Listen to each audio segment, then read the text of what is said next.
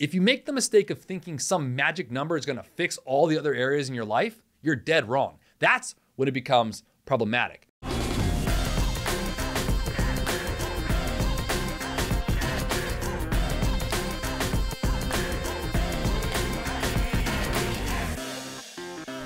Hey everyone, welcome to Make Your Money Matter. I'm your host, Brad Barrett. I'm also a managing director and partner here at One Capital Management, and I'm here each and every week to educate you on all things financial and investing so you can make the best informed decisions about your money, because after all, your money matters. Now, over the past couple of months, I've been digging into some numbers for everyone, as you've seen on the show, and I've been going through scenarios from what we're seeing from everything from inflation to supply chain, and then obviously relating that back to how we as advisors and portfolio managers are managing investments for our clients.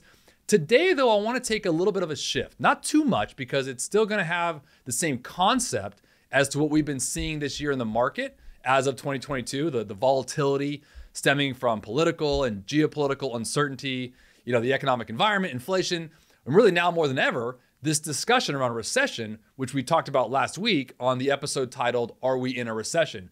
Go back and take a look at that if you haven't watched it. It's a great one. I know everyone's been talking about a recession. They're trying to, quote unquote, change the definition of what a recession is, to which I agree with most that they can't do. You cannot mess with words. Come on. That being said, as I mentioned in the episode last week, the NBER, the National Bureau of Economic Research, that's a nerd term, but they're actually the official / unofficial arbiter of if we are or are not in a recession. And there's much more factors at play than just GDP. And what I mean by GDP specifically around a recession is 2 consecutive down quarters, which for many equals a recession. There's many other factors to consider here: jobs, wages, trade inventories, business investments. So there's a lot more there. But today I want to talk about something that has a lot to do with everything we've been seeing this year around volatility, and a lot to do with the conversation, believe it or not, around recession and really stemming from inflation and overall supply chain issues. And that is the myths about money. Ooh. So we're gonna go into a couple situations that I've seen in nearly 20 years of being a financial advisor. And I wanna share with everyone these myths, and I'll even say lies, that we tell ourselves about money, specifically about our money. So again, a little bit of a shift this week on the Make Your Money Matter show, but I'm gonna come back to a couple of things that we've been talking about in the past couple of months around this year relative to what we're seeing. But I want to be honest with everyone. I want you to be honest with yourselves as you're watching or listening to this week's show. Because I think a lot of what I'm gonna mention today, we've all done. I know I have, and I wanna share not only what I've seen, but also what I've seen personally. On the Make Your Money Matter show today, I wanna share with you what we see every day here at One Capital Management with our clients privately, and some of the common denominators that I've been seeing as an advisor as of late. Now, I've seen this over 20 years, but it's come to light this year. These are all traits that I think we can all be like, yep, that's me. But in thinking about this episode, my wife Veronica and I, we've been teaching our 6-year-old son, Brooks, about money. And I think anyone with a kid or a grandkid right now, you get into that conversation around money and the value of it. And, when they're like 6, 7, 8, maybe 9, these kind of years where kids start understanding the concept of money. Now, our job as parents is to steward them and teach them about it, which is ironic for me because it's what I do for a living, for many adults. And what I was sharing with him was the concept of chores and those kind of things, as we typically have in our household, like many of you. And for us, we have a star chart. And for certain things to help mom and dad around the house, basic stuff that he can do, he's amassed over the past couple months, $7. Now, by the way, to be clear, it's not like I'm being, stingy on what I'm providing to my son here, but we're trying to understand the value of a dollar and quarters here and dimes here and there. We're starting small. And this is, of course, over the past couple of weeks, we've been having this conversation. For our family, the first conversation we discuss is a 10% of first fruits. That's giving back to a church or back to an organization that you want to give out of the earnings that you've done. And we started talking about that concept with him, about tithing, which is a biblical principle that we in my household live by. And you should have seen the response. I mean, he said, hold up, I'm sorry, but I earned this. Now I have to give away 10%. I'm like, oh, buddy, just wait till we get to taxes. Now, our distinction was very simple around money, and I'll bring this to a head here for a second.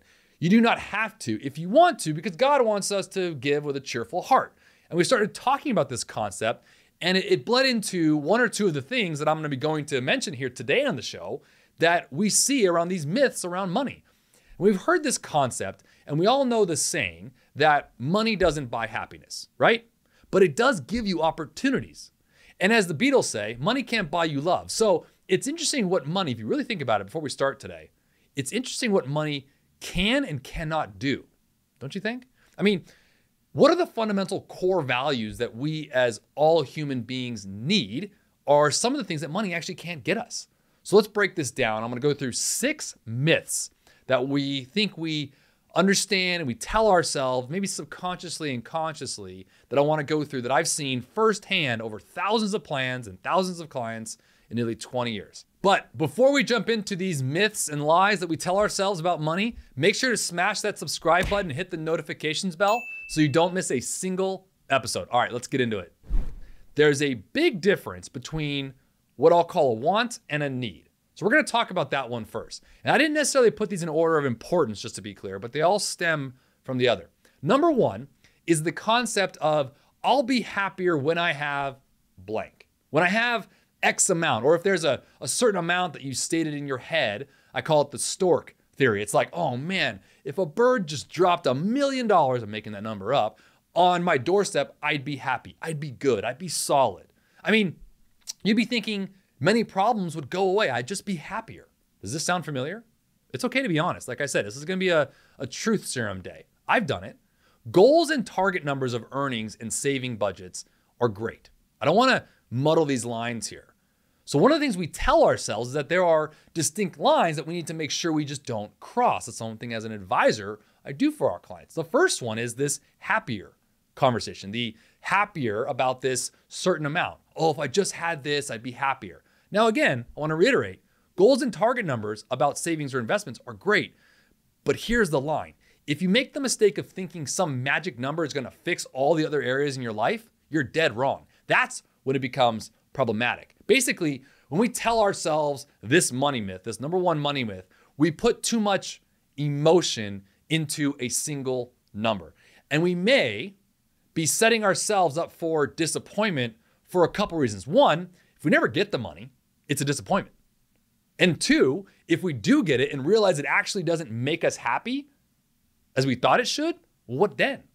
The good news here is studies have actually shown that making progress toward our goals can be incredibly satisfying regardless of whether or not you hit the target. There was an article I found on Psychology Today called Goal, Progress, and Happiness: How to Decrease Procrastination and Increase Happiness. Essentially, back to my original point, they were basically finding that making progress toward a goal, not actually ever really hitting the goal, but moving towards that was where the joy came from. And then ultimately, moving past it actually gave you more satisfaction than what one might think. You want to get that dopamine hit, you get that serotonin level up. Make sure you don't get attached to it though. That's the line. So money myth number one is I'll be happier when I have X amount, which leads me right into money myth number two. And that is, this is an interesting one to me because there's a line here. I deserve it regardless of whether or not I can afford it. By the way, this is a concept I'm teaching my kids right now. I mean, anyone out there with kids, again, can understand it. You go to Target right now and you even get close to the toy aisle. It's like, oh my gosh, good Lord. They just think they deserve all these toys. Like, let's just have it, right? And so the concept of teaching them about needs and wants all comes to light right there when we're kids, even when we were teaching a child. So it's very interesting. And when we bring that into our adult life around investing and savings, sometimes by saying those things like that to ourselves, like I work hard and I don't treat myself that often, and I could kick the bucket tomorrow. That whole theory, you only live once, right? The young kids nowadays say this YOLO thing, right? Or even saying I'm getting a great deal, therefore it makes sense. I mean, these are just a few examples of rationalizations I've heard, and I've used them myself, that we all use to convince ourselves that it's okay to buy something. Whatever legs I think this money myth stands on, it's usually used, and I've seen it over and over again as an advisor, to soothe the sting of expensive purchases that aren't really essential. Now I want to stop there and pause there for a second. That might have cut a little bit deep for some of you, because it did for me when I was writing this and I was being honest with myself.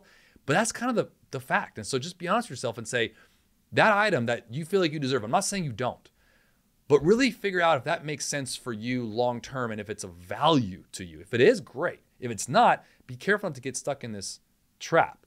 And perhaps items that, we know deep down we don't really need. I actually think, honestly, now being a father here over the past 6 or 7 years, it stems from childhood from a lot of us. And we don't know how to curate that out of us. It's just kind of there, and it feels soothing to just, say these kind of things flippantly and take the sting out of a big purchase that kind of deep down subconsciously you don't really need. I mean, you needed a car, yes, but did you need the top of the line car?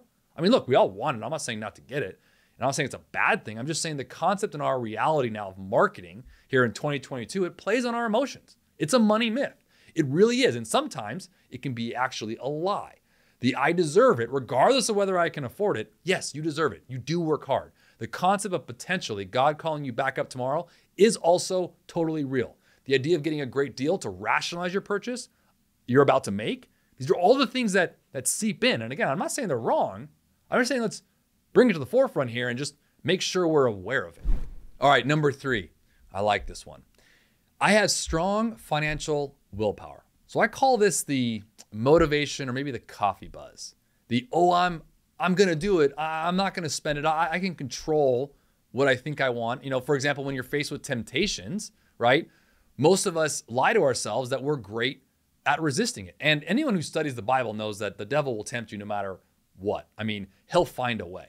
But when was the last time? Be honest with yourself. When was the last time, if you really think about it, you chose not to buy something you really wanted? It's like a financial vortex. We've all been there, where it's like you had this thing you've been researching, and maybe it's a truck or a car or a phone or some sort of gadget. I don't know. Maybe it's a watch or a pair of shoes. Maybe it's something small but expensive, whatever it might be. We get into this mode. And again, if we're honest with ourselves, when was the last time that we got into that situation and were actually able to get out? Or when was the last time you actually made an impulse buy?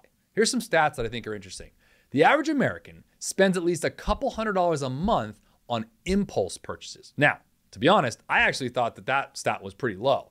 This was actually done by a company called Slick Deals, which is a leading crowdsourced shopping platform. And they commissioned a survey of 2,000 Americans, and they found that, believe it or not, the pandemic had consumers shopping more impulsively than prior to the pandemic. So I just thought it was interesting, but I've actually seen that to be a little bit higher in our own client base.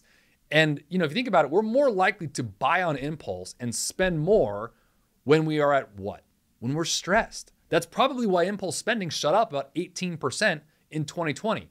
A lot of the women out there, and I've heard this in my life, growing up with my sisters and my mom and now my wife, and many men out there watching and listening probably heard this from a woman typically in your life, that retail therapy. Have you heard that before? I mean, it's a real thing, people. It's interesting to note that we can get more impulsive when we're stressed. No different than our eating or binging our favorite show or any other releases that we have. Those of us who are, by the way, shopping with credit cards are probably even more likely in spending more on a regular basis than we realize. The average credit card shopper spends about 10% more with credit cards. Now, a lot of credit card companies have studied that because they know that it's credit and they could potentially push the can down the road if it was just cash. And that's not even counting, by the way, the cost of interest on the credit cards if the balance isn't paid in full. So you kind of go through this idea of willpower, and you got to ask yourself, how often do you actually stop and say, you know what, I'm not buying this today, and just walk away? Something to think about. Okay, the 4th item on my list here hits home, I think, in terms of planning and retirement, and then dovetails into investing. And that's the concept of I'll save more later. Have you said that to yourself before? I know I have. And we tell ourselves we'll start saving for the future later, if we save anything at all. And it's likely to be whatever we have left over. This is another conversation I was actually having with my son, Brooks, making sure the concept of you save, give first, then spend. Warren Buffett talks about this all the time. You want to make sure you invest first, then spend. And in fact, some stats to go with this, fewer than 1 in 6 of us are saving more than 15% of our income, and 1 in 5 aren't saving any money at all. So think about that for a second.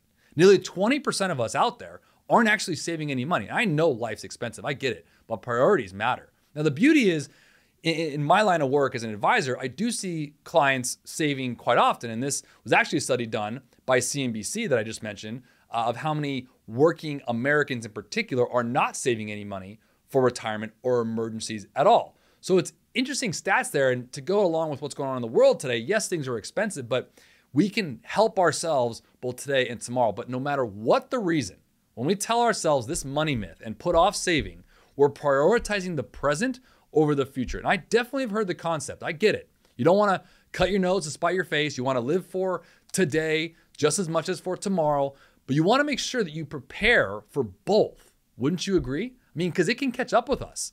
A rainy day will come and if we haven't started savings, right, it's about timing, because by that time, right, there can be a lot of heavy lifting that comes into play. I'll call that, a catch up in your savings, or worse off, it may even be too late. Something my wife, Veronica, always says when we're cleaning up at night after we put the kids down, we're cleaning up the kitchen, doing that kind of stuff. We do all that work every night to be kind to ourselves tomorrow. I love that. When you get up in the morning, it's nice to have a clean house. It's nice to have a clean kitchen. One way or the other, you got to do the work, right? I mean, that's our philosophy. I'd at least rather go to bed and have done the work and get up and start fresh. So it's the idea of also making sure that you're kind to your tomorrow self. And that is just the same as investing. So number 4, the I'll save more later, comes right into number 5. Okay, it comes right off the heels of number 4, the I'll save more later. And that is, I have plenty of time to plan for my financial future. I don't need to think about it yet. Okay, again, the question's gonna come. Have you said that to yourself before? The future for many can seem really far away. I get it. Especially when you're looking down 10, 20, or 30 years, when we feel like we have a lot of room between now and then. And it's easy to make excuses to not plan or save for it. And I get it. And this money myth is really an excuse for what I'll call procrastination. Let's just be honest. It's the rationale we use when we have a hard time managing our negative feelings or uncertainties about our financial future. And it makes us turn, I'll say, a blind eye to the years of interest, by the way, that we lose out on when we don't plan or invest today. If nothing else, there's a lot of uncertainties in 2022. We can all agree with that. So I understand that we can get very short-sighted with the volatility we're seeing this year, but that doesn't mean you put off because it's not going to be like this every year. It could be worse. It could be better. I mean, there's a lot of things that we have in the future to think about. And I think Benjamin Franklin may have spoken best about this truth behind this money myth when he wisely said what we all have heard before: by failing to prepare, you are preparing to fail. And the last myth I want to bring up is wanting more is a bad thing. Remember that line I was talking about when it comes to money and all of these myths that I'm bringing up, or the lies that we tell ourselves about money? There's a good and bad on each side of them. Look, there's a happy anecdote, a dopamine hit, a serotonin hit, if you will, when we're able to achieve goals. So instead of attaching it to your money like a dollar amount, you'll be able to get happy when you get that amount set and set the course instead. There's been countless studies that show that actually creates more consistent happiness and emotional feelings than either the stress of trying to hit it and then not hitting it, or hitting it, which is worse, and realizing it wasn't actually the goal that would make you happy. So the concept here I want to bring up to put a bow on this week's show is wanting more is bad. I think we all can agree that obsessive greed is wrong.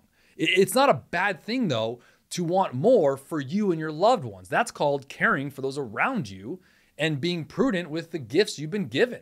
So when we tell ourselves this one myth, we shouldn't want more than we have. We sometimes tend to settle for less. There's a big conversation I have with my family, with my kids, and within our own Bible study, in fact. And we talk about this, a lot of the difference between being content and being complacent. And we may be tricking ourselves into thinking it's okay that we're not doing something or enough to improve our financial situation. And this money myth, I think, holds us back, in my opinion. And it can make it hard to actually improve our financial behaviors. And when we frame wanting more as a positive motivator, it can be easier to take the chances or do the work. That's what I really want to focus on. Do the work needed to get to that next financial level that you may want or need. And by the way, I think we all know this, but it's worth noting here again that it's not going to be a smooth ride. There's going to be bumps in the road. I mean, that's life. There will be items in the budget that you did not plan for.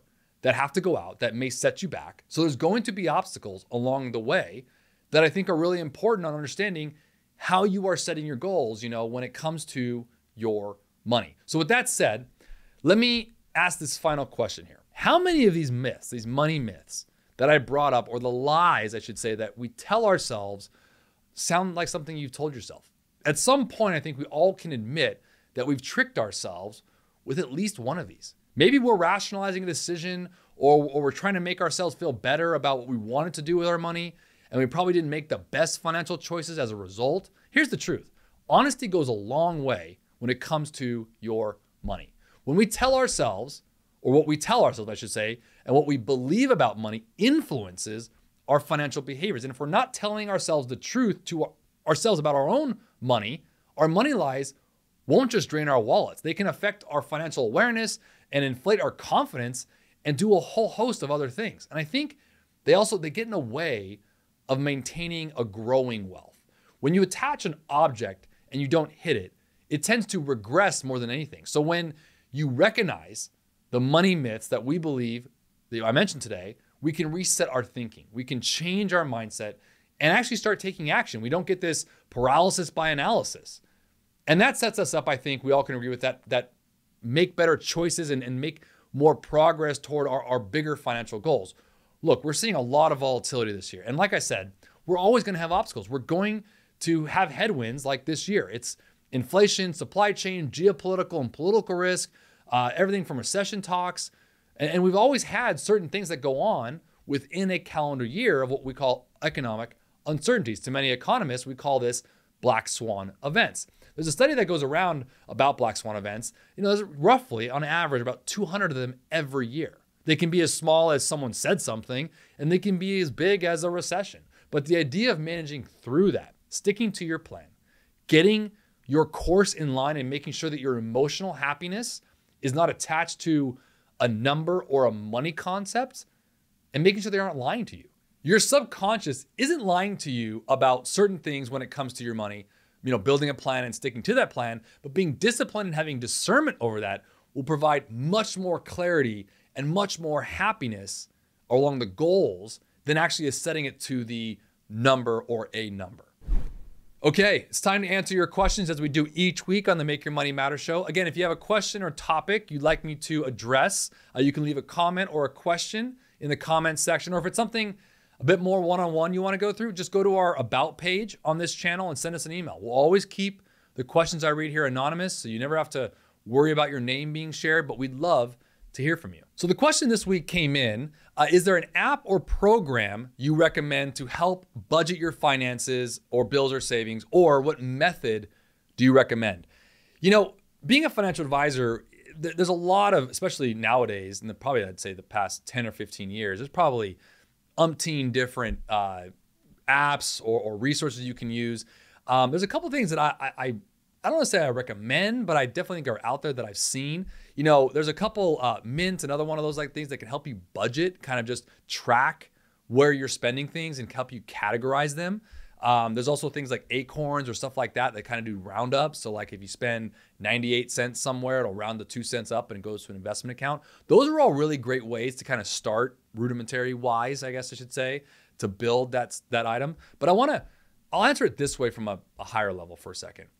When it comes to budgeting and setting aside the comment I made earlier around like Warren Buffett's comment around, invest first, then spend, you want to kind of set your base. And I think it's important when you look at your budget to go through your needs first, like what you need to wake up, pay your bills, insurances, food, overhead in terms of rent or mortgage or whatever it might be. Start there. From there, from the needs perspective, is where you start budgeting. And there's ways to budget this. And when it comes to cash flow planning, you can do what's called bucket planning, which has a lot to do with saving and maintaining a budget for short-term, mid-term, long-term. There's the 80-10-10 rule, which I've talked about before. Live on 80%, save 10 for short-term, 10 for long-term. I've also seen that rule be used as 70-20-10. So it really depends on your tolerance level for what you're trying to achieve. And that's where an advisor comes in. That's where you sit with them to kind of help you with your cash flow, help, basically combine your cash flow, your ins and outs, along with the investments that are in that, like maybe a mortgage, for example, with other investments like 401ks, IRAs, or brokerage accounts. So, there's good apps out there to look at. I don't necessarily recommend them because I don't have any, influence over them with clients, but I've seen clients use them with success, things like Mint and Acorns. So those are some unique ones to use and look at if it pertains to you. But I think from a standpoint of budgeting, understanding this 70-20-10 rule of the 80-10-10, living on 80% of your income, save 10% for short term, 10% for long term. You can invert that where it's 10-10-80, the Buffett model, right? Save 10 for long term, 10 for short term, then you're spending. However you want to look at it, that's the way I would answer that question in terms of budgeting. So again, if you have a question or comment you'd like me to read here on the Make Your Money Matter show, leave it in the comments section or email us in the About page on our channel. And before we go today, if you found anything helpful today on the show and want to learn more, visit our website at onecapital.com, or you can scan the QR code on the screen with your smartphone and it'll get you there. You can also call or text us. We want to help. Listen, there's no pressure here. We don't treat people like a number. In fact, we value our relationships. It's the lifeblood of what we do. So click, call, or text us today. And if you're not following us on social media, you should be. You can follow us at Make Your Money Matter. We're sharing great information on all of our social media platforms. And as I often say, if you enjoy the show, share with someone you like. And if you don't like the show, I guess share with someone you don't like. But until next time, make your money matter.